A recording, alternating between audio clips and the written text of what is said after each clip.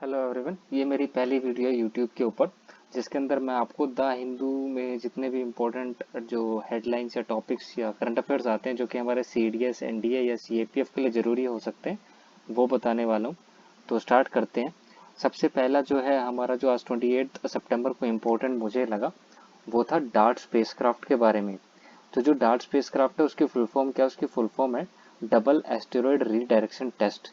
तो एक्चुअली हुआ क्या, ये जो स्पेसक्राफ्ट है एक स्पेस रॉक के साथ टकराई जिसका नाम था डाईमॉर्फस। ठीक है। और ये इसके साथ टकराने से क्या होता है कि इसकी ट्रेजेक्ट्री यानी कि इसकी जो पाथ है उसमें चेंजेस आ जाते हैं। तो जब ऐसे टकराने से पाथ में चेंजेस आते हैं तो उसको हम क्या बोलते हैं, उस प्रोसेस को हम बोलते हैं किक। और ये एक्चुअली एक पार्ट था नासा का मिशन का, जो कि वो टेस्ट कर रहे थे कि ऐसे स्पेसक्राफ्ट के अगर हम स्पेस रॉक से टकराएगा तो what would be the changes, क्या होगा उसके बाद। तो एक पार्ट ऑफ मिशन था। तो हुआ यूं कि उसकी ट्रेजेक्ट्री चेंज हुई जिसकी वजह से उसकी एंगुलर मोमेंटम में चेंजेस आए एंड स्पीड जो है उसकी इंक्रीज हो गई और ऑर्बिटल पीरियड डिक्रीज हो गया। अब इसको समझाने के लिए आप ले सकते हो यहाँ पर कि एक पेरेंट एस्टेरॉयड था जिसका नाम था डिडीमोस। ठीक है। इस पेरेंट एस्टेरॉयड के चारों तरफ ये जो एस्टेरॉयड हमारा जो स्पेस रॉक था जिससे हमारा स्पेसक्राफ्ट टकराया यानी कि डाईमॉर्फस, ये घूम रहा था यानी कि इसके चक्कर लगा रहा था। तो जब ये इससे टकराया तो इसकी जो है ट्रेजेक्ट्री के अंदर चेंजेस आए और ये थोड़ा सा इसके साथ क्लोज मूव कर गया। ठीक है। और क्लोज मूव करने के बाद ये पास में चला गया जिसकी वजह से इस पे जो है पुल बढ़ गया और इसकी स्पीड जो है इंक्रीज हो गई। मतलब इसका पुल जो है ये इसको पुल करता है ना अपनी तरफ। ये जो पेरेंट रॉक है ये इस छोटे से डायमॉर्फस को अपनी तरफ पुल करता है, तो उसकी वजह से उसकी स्पीड क्या हो गई, उसकी स्पीड में इंक्रीज आया, बढ़ गई वो स्पीड। सिंस जो ये ऑर्बिटल पीरियड का मतलब होता है कि ये जो छोटा सा डायमॉर्फस है ये डीडीमोस का एक चक्कर लगाने में कितना टाइम ले रहा है उसको हम और बोलते हैं ऑर्बिटल पीरियड। अब भाई देखो ये इसके पास चला गया है, स्पीड भी इंक्रीज हो गई यानी कि जल्दी चक्कर काट लेगा, उसकी वजह से ऑर्बिटल पीरियड क्या हो गया, डिक्रीज हो गया। तो ये चीज साइंटिस्ट को देखने को मिली। अब देखो सबसे एक इम्पोर्टेंट चीज, ये जो स्पेस रॉक्स होती हैं ये हमारे एटमोसफियर यानी कि सॉरी हमारे अंतरिक्ष में आपको कहाँ देखने को मिलेंगी, स्पेस में देखने को कहाँ मिलेंगी, ये मिलेंगी आपको जो मार्स और जो जुपिटर प्लैनेट है उन दोनों के बीच में देखने को मिलेगी। अच्छा ये मिशन क्या था, किस लिए किया गया था मिशन, तो बताते हैं। ये मिशन जो है सक्सेसफुल हुआ तो इसके दो फायदे हैं। पहला फायदा ये है कि अब हम हमारी अर्थ को सेफगार्ड कर सकते हैं जितना हो सकता है उतना। हमें पता है पास्ट के अंदर जब एक एस्टेरॉयड अर्थ से टकराया था तो उससे डायनासोर स्पीसीज बिल्कुल खत्म हो गई थी और उनके सामने हमारा साइज बहुत छोटा है, अगर ऐसा आगे हुआ तो हमारा भी खात्मा हो सकता है। तो उसमें मान लो कोई एस्टेरॉयड अर्थ की तरफ बढ़ रहा है तो इस किक मेथड को यूज करके हम उसकी ट्रेजेक्ट्री या उसकी डायरेक्शन को चेंज कर सकते हैं। पहला ये बेनिफिट है। दूसरा बेनिफिट क्या है, दूसरा बेनिफिट हो गया स्पेस माइनिंग का। एक्चुअली अर्थ के अंदर कुछ रेयर एलिमेंट्स हैं, ठीक है, रेयर एलिमेंट्स। और जो ये रेयर एलिमेंट्स हैं मैं कुछ एक आपको जो है उदाहरण उनका दे देता हूँ, जैसे कि ओस्मियम, पैलेडियम। ठीक है, ये कुछ रेयर एलिमेंट्स के पार्ट, मतलब रेयर एलिमेंट्स है सॉरी। तो जब इस रेयर एलिमेंट्स को हम अर्थ के अंदर निकालते हैं, इनकी माइनिंग करते हैं, तो उसकी वजह से इन्वायरमेंट पोल्यूशन होता है, पहली चीज। दूसरी चीज, ये बहुत कम है तो इनका ज्यादा यूज, एक्सेसिव यूज करेंगे तो दे विल गो एक्सटिंक्ट, खत्म हो जाएंगे ये। किस लिए चाहिए, क्योंकि ये रेयर एलिमेंट्स जो हैं ये हमारे इलेक्ट्रिक व्हीकल्स में, ग्रीन एनर्जी में, सोलर पैनल में, इन सब में क्या होते हैं, यूज होते हैं। सिंस ये बहुत रेयर एलिमेंट बहुत ज़्यादा प्रेजेंट है स्पेस के अंदर एस्टेरॉइड्स वगैरह में, तो हम इनकी माइनिंग कर सकते हैं।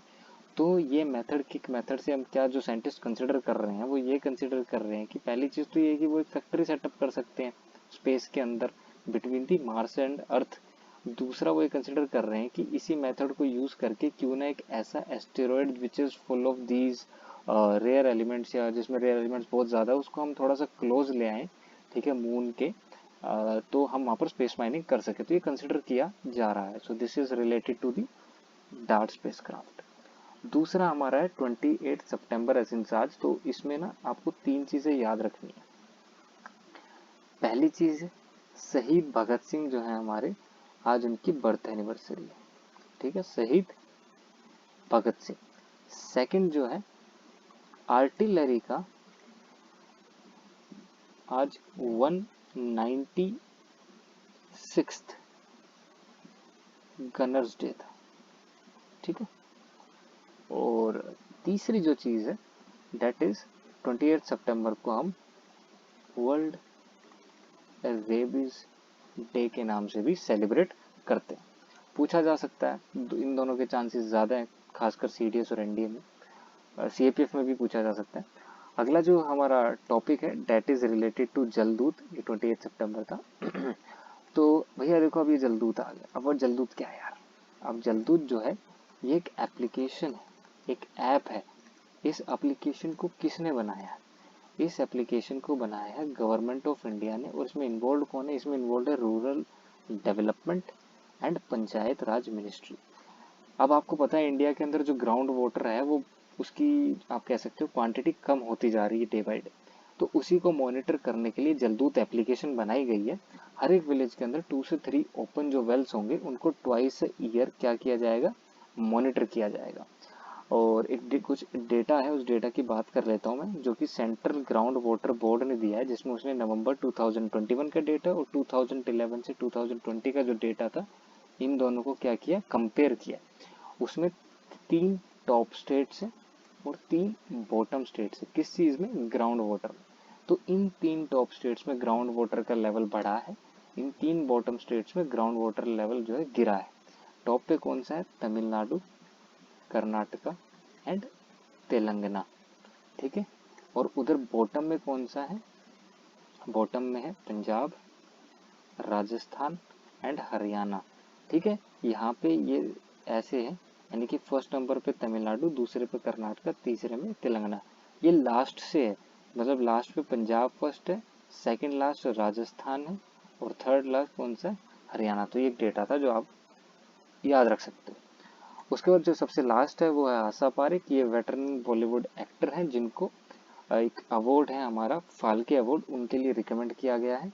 और ये अवार्ड कब दिया जाएगा? ये अवार्ड दिया जाएगा 68th national film award ceremony में। 68th national film award ceremony, जिसको प्रोसाइड कौन कर रही है? हमारी प्रेसिडेंट साहिबा द्रौपदी मुर्मू जी। तो आज के लिए इतना ही, कल फिर मिलेंगे, पढ़ते रहिए। Thank you.